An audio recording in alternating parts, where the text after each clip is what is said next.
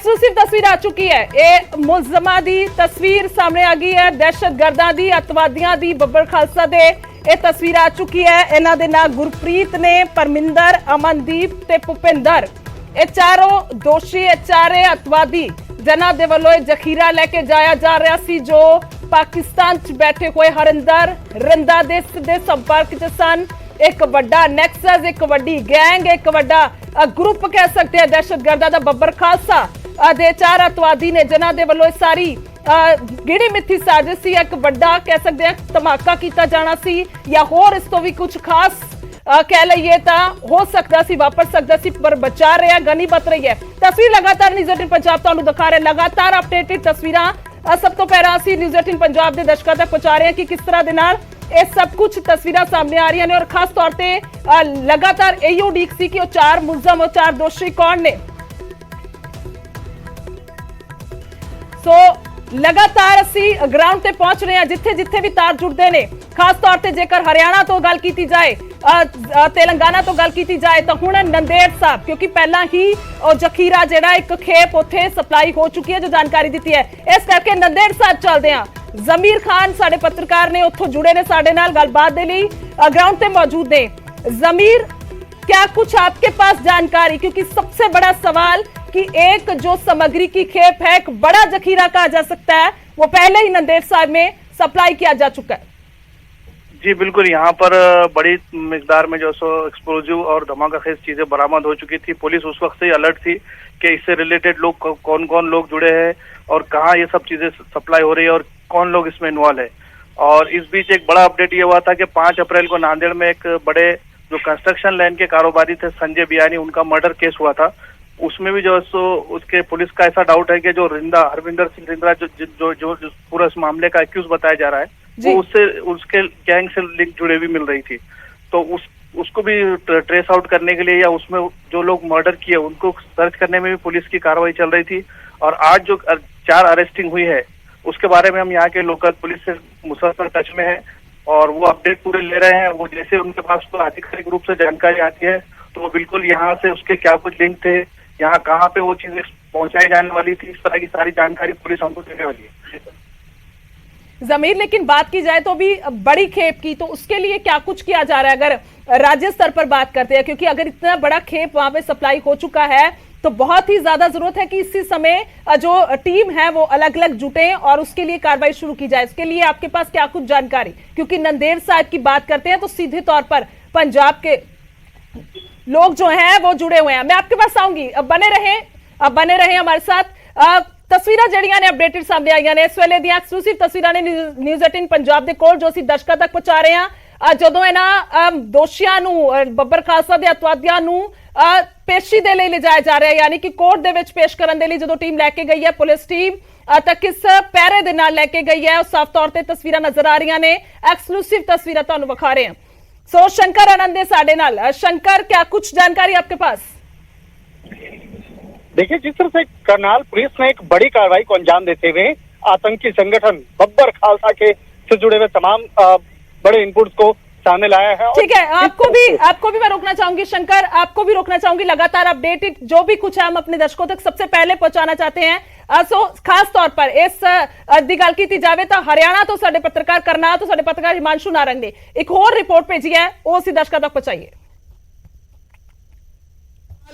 Court में लेकर जाया जा रहा है चारों आतंकियों को पेश करने के लिए।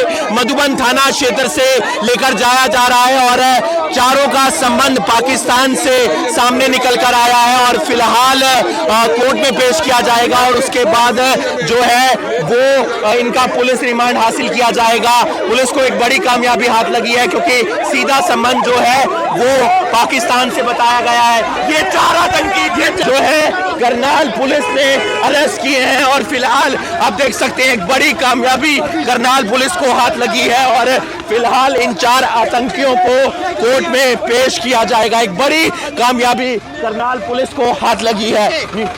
फिलहाल कोर्ट में लेकर जाया जा रहा है चारों आतंकियों को पेश करने के लिए।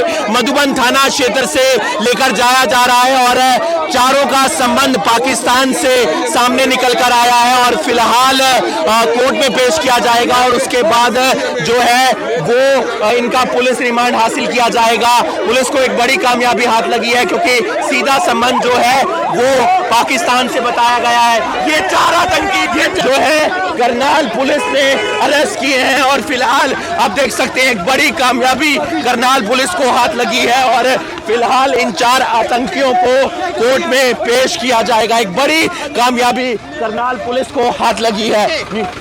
करनाल पुलिस ने चार आतंकियों को गिरफ्तार किया है और उन्हें CIA 1 में जो है पुलिस लेकर आई है। यहां पर लगातार पूछताछ की जाएगी। आतंकी हरविंदर सिंह रिंडा के संपर्क में ये आतंकी थे और लगातार उनके इशारे पर ये काम कर रहे थे। गुरप्रीत, अमनदीप, परविंदर, भूपिंदर को गिरफ्तार किया है। देसी पिस्तौल, 31 जिंदा कारतूस और 3 लोहे के कंटेनर इनके पास से बरामद किए हैं। 1,30,000 रुपए की नकदी भी इनके पास से बरामद की है और 3 आतंकी फिरोजपुर के रहने वाले हैं, 1 आतंकी लुधियाना का रहने वाला है। इनके पास से जो मोबाइल मिला है उसमें जो लोकेशन थी वो तेलंगाना की लोकेशन थी। इन्होंने जो विस्फोटक सामग्री है वो तेलंगाना पहुंचानी थी। इससे पहले भी ये नांदेड़ में इस तरीके की विस्फोटक सामग्री पहुंचा चुके हैं और फिलहाल CIA 1 के अंदर इन तमाम चारों आतंकियों से पूछताछ की जा रही है और इनके बाकी साथियों तक भी पहुंचने का प्रयास किया जाएगा। जो इन्हें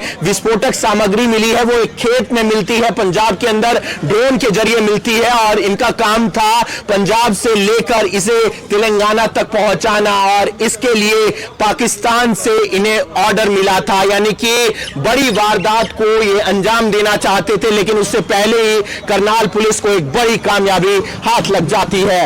करनाल से न्यूज़ 18 के लिए हिमांशु नारंग।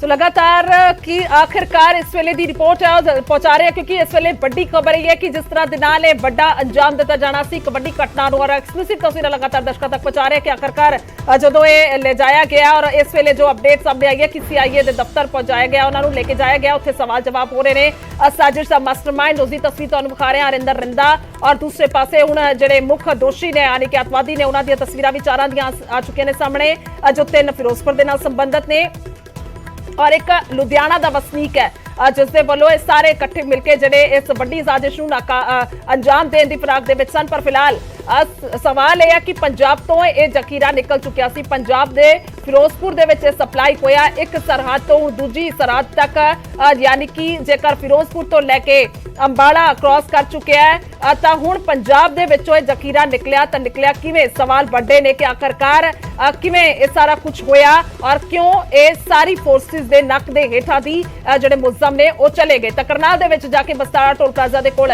नाकेबंदी दौरान इन्हां नूं काबू किया गया। तो हुण अगे दी तफ्तीश की जा रही है, सवाल जवाब किए जा रहे हैं। लगातार साडे पत्रकार नंदेड़ साहिब तो जमीर खान तो दूसरे पासे शंकर आनंद दिल्ली तो साडे नाल मौजूद ने। जमीर आपके पास भी आएंगे, जानकारी लेंगे, लेकिन शंकर आपके पास क्या कुछ अपडेट इस समय की? देखिए, जिस तरह से इस मामले में तफ्तीश का दायरा आगे बढ़ता जा रहा है, निश्चित तौर पे इस मामले में आगे की तफ्तीश केंद्रीय जांच एजेंसी NIA को सौंपा जा सकता है। और इस मामले में जिस तरह से करनाल पुलिस ने एक बड़े एक्शन को अंजाम दिया है, इस मामले में केंद्रीय खुफिया एजेंसी IB के भी कई अधिकारी लगातार करनाल पुलिस के साथ में संपर्क में जुड़े हुए थे। IB के जो हमारे अधिकारी, जो हमारे सोर्स हैं, सूत्र हैं, उन्होंने इस मामले में बोला है, उन्होंने बताया कि इस मामले में पिछले काफी समय से एक बड़े ऑपरेशन को अंजाम दिया जा रहा था और इस मामले में हर एक इनपुट करनाल पुलिस के साथ साझा किया जा रहा था।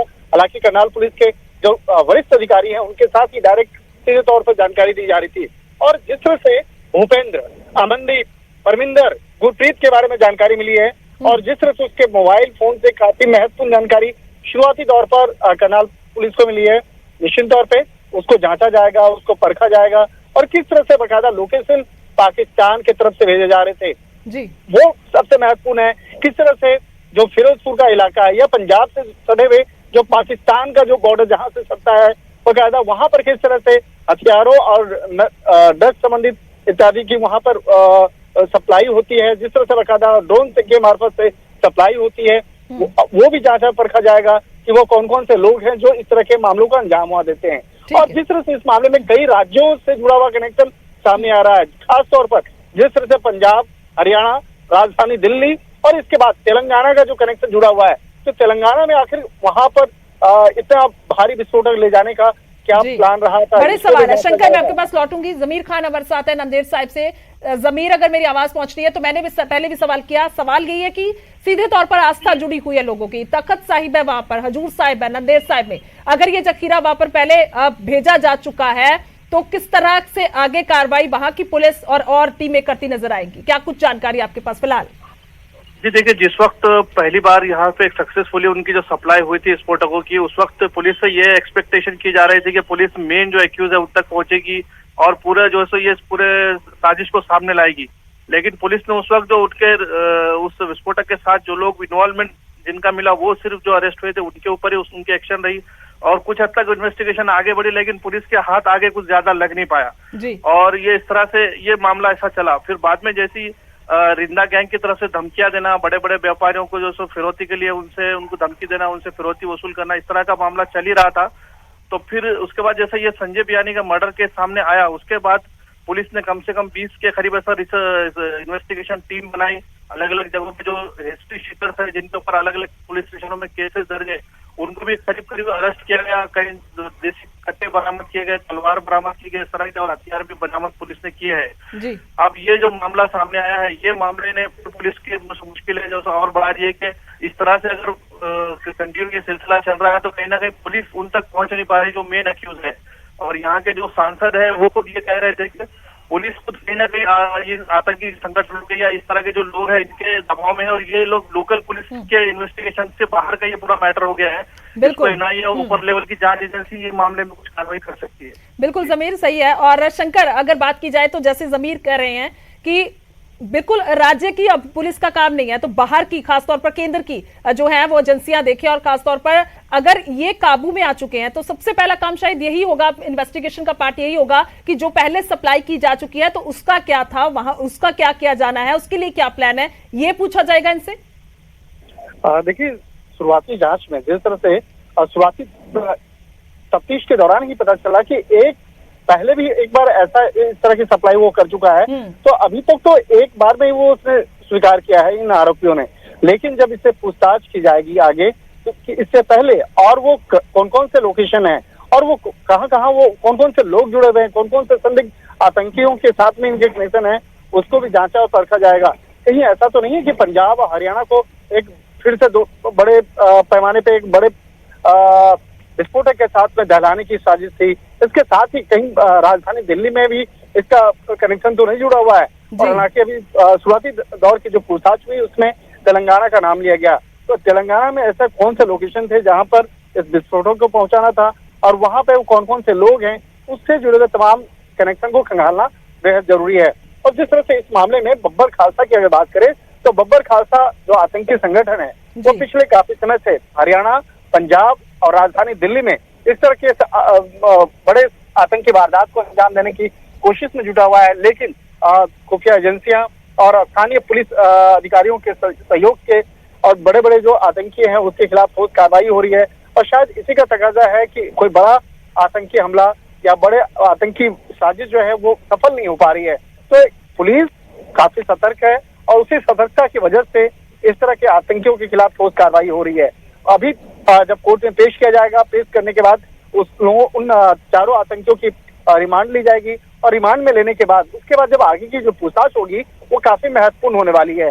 उसके बाद निश्चित तौर पे करनाल पुलिस के साथ साथ जो स्थानीय खुफिया विभाग के अधिकारी है वो भी जुड़ेंगे जी। और उसके बाद केंद्रीय जांच एजेंसी एनआईए के अधिकारी भी मौके पे पहुंच सकते हैं, क्योंकि ये कई राज्यों से जुड़ा हुआ कनेक्शन सामने आ रहा है और एक अंतर्राष्ट्रीय कनेक्शन जिस तरह से आतंकियों का वो सामने आ रहा है। तो निश्चित तौर पे ये मामला केंद्रीय जांच एजेंसी एनआईए के पास जाएगा और एनआईए के जो हमारे सोर्स हैं वो बता रहे हैं कि उनके एनआईए के सूत्रों के मुताबिक कि वो निश्चित तौर पे इस मामले पर आगे की तफ्तीश का जिम्मा उनको सौंपा जा सकता है। लेकिन इस मामले पर जो गृह मंत्रालय का जो एक फरमान होगा, गृह मंत्रालय का जो ऑर्डर है उसका आने का इंतजार है। और जिस तरह से बताया जा रहा था, बीएसएफ की भूमिका की बताई जा रही थी, जो खासतौर पर बॉर्डर इलाके में जब वो पेट्रोलिंग के दौरान कई बार ऐसे मामलों का खुलासा कर चुकी है और खास तौर पर जो पंजाब का इलाका है जो पाकिस्तान से सटता है, तो उस इलाके में किस तरह से वहां से ड्रोन के मार्फत से वहां पर हथियारों की सप्लाई की जाती है, जिस तरह से वहां विस्फोटक की सप्लाई की जाती है, तो उस पर भी काफी कड़ी नजर रखी जाती है। तो बीएसएफ कई बार ऐसे इनपुट्स को भी बाकायदा स्थानीय पुलिस के साथ साझा करती है। तो अब यहाँ पे कह सकते हैं कि यहाँ पर चाहे बीएसएफ के अधिकारियों की बात करें या खुफिया एजेंसी आईबी की बात करें या एनआईए के अधिकारी की बात करें या हरियाणा पुलिस की बात करें, निश्चित तौर पे एक ज्वाइंट ऑपरेशन के तहत इस मामले पर पूछताछ की जाएगी।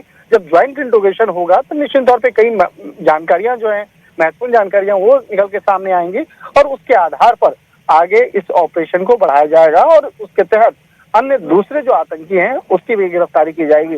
फिलहाल उन तमाम कनेक्शंस को जोड़ना और उसको खंगालने का काम इस वक्त में किया जाएगा, लेकिन अभी सबसे पहले भी कोर्ट में चारों आतंकियों को पेश करने के बाद उसकी रिमांड ली जाएगी और रिमांड के वक्त में बाकायदा हरियाणा पुलिस बताएगी, करनाल पुलिस बताएगी कि इसके खिलाफ किस तरह के इनपुट्स मिले थे, किस तरह से उस इनपुट से ऑपरेशन को अंजाम दिया गया और किस तरह से उसके कनेक्शन सामने आ रहे हैं। हालांकि बहुत ज्यादा कोर्ट को नहीं बताया जाएगा क्योंकि अभी ये इन्वेस्टिगेशन शुरुआती दौर का है।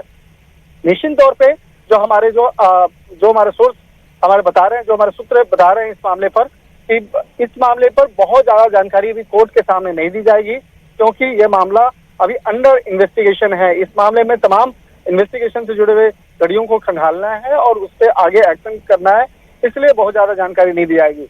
एक तरह से कह सकते हैं कि हरियाणा पुलिस ने एक बहुत ही सतर्कता से इस ऑपरेशन को अंजाम दिया और बब्बर खालसा से जुड़े हुए इस आतंकी ऑपरेशन के खिलाफ इस साजिश का पर्दाफाश करते हुए उन चारों आतंकियों को गिरफ्तार किया गया है। और खास तौर पर एक नाम जो इस मामले में सामने आ रहा है, जो पाकिस्तान में बैठा हुआ आतंकी जो एक साजिश के तहत बाकायदा इसे अंजाम दे रहा है, उससे भी बाकायदा उससे जुड़े हुए तमाम कनेक्शन को खंगाला जा रहा है।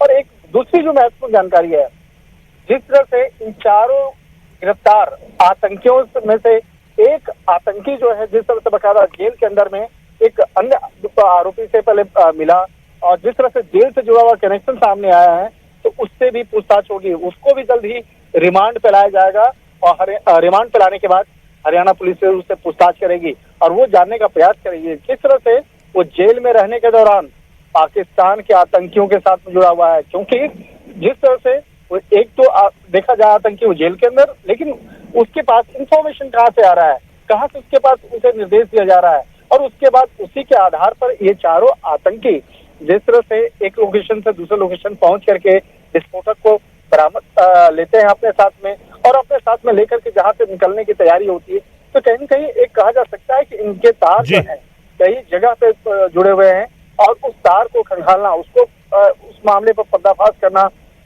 और जल्द से जल्द उसके मामले का पर्दाफाश करना बेहद जरूरी है। लिहाजा इस मामले पर एक ज्वाइंट ऑपरेशन के तहत, ज्वाइंट ऑपरेशन में एनआईए की टीम भी होगी, आईबी की टीम होगी, हरियाणा पुलिस की टीम होगी और एक तरह से कह सकते हैं कि जो हरियाणा की लोकल इन्वेस्टिगेशन यूनिट है बाकायदा वो भी इस मामले पर जुड़ करके एक साझा एक ऑपरेशन को अंजाम देते हुए इस मामले से जुड़े हुए तमाम इन्वेस्टिगेशन के हर पहलू को खंगालेगी, जिससे कि हरियाणा, राजधानी दिल्ली, तेलंगाना, पंजाब के जो कनेक्शन है उस कनेक्शन को बाहर लाया जा सके। तो एक तरह से कह सकते हैं कि कोर्ट में ये तमाम प्रावधान, तमाम प्रक्रियाएं कोर्ट के अंदर चल रही हैं, लेकिन किस तरह से उसको उस मामले पर ऑपरेशन को अंजाम देना है उसको उसकी तैयारियां अलग से दूसरी टीम कर रही है। जी शंकर, बहुत बहुत शुक्रिया इस तमाम जानकारी के लिए। शंकर आनंद साडे सहयोगी जानकारी दे रहे सन किस तरीके इस पूरे मामले ਦੇ ਵਿੱਚ ਹੁਣ ਆਉਣ ਵਾਲੇ ਦਿਨਾਂ ਦੇ ਵਿੱਚ ਕਾਰਵਾਈ ਹੋਵੇਗੀ। ਜੁਆਇੰਟ ਆਪਰੇਸ਼ਨ ਜਿਹੜਾ ਹੈਗਾ ਹੁਣ ਹੋਏਗਾ।